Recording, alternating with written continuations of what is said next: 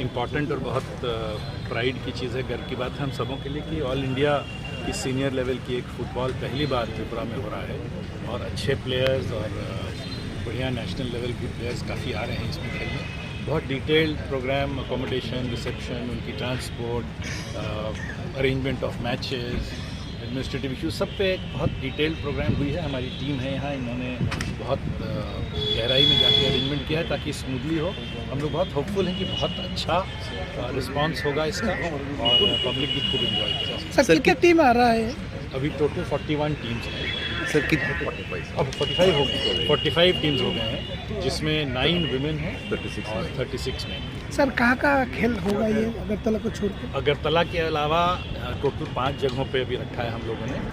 तो जिरानिया है, खोवई है, अगरतला हो गया, फिर जम्पुई जिला में एक किया हुआ है और एक गोमती में।